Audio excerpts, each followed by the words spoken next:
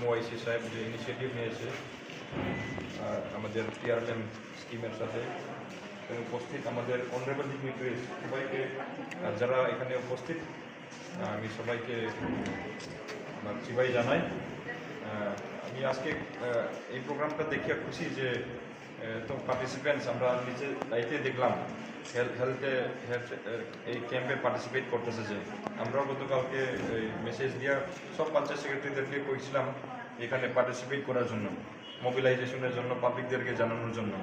অনেকজনে হইতে পারে জানাইছে। আর আজকে এই সারাদিন প্রোগ্রাম আজকে পার্টিসিপেট করব।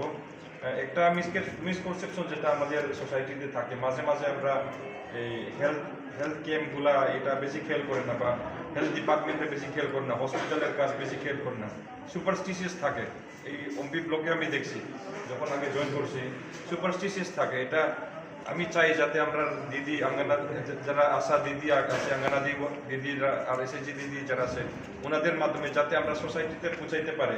সুপারস্টিশিয়াস এটা যাতে না থাকিয়া যে কোনো হেলথের ইস্যু থাকলে যাতে আমাদের হসপিটালে যাতে ইমিডিয়েটলি রাশ করে।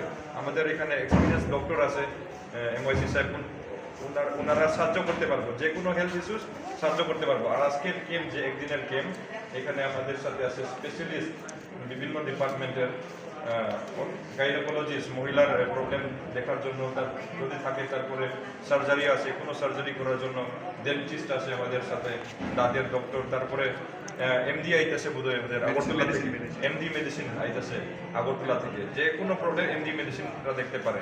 এটার জন্য আমি চাই যাতে আরও আমরা সবাইরে আমাদের আশা দিনের মাধ্যমে যাতে গ্রামের লোক সবাইরে বুঝিয়ে এই ক্যাম্পের বেনিফিটটা যাতে নেই।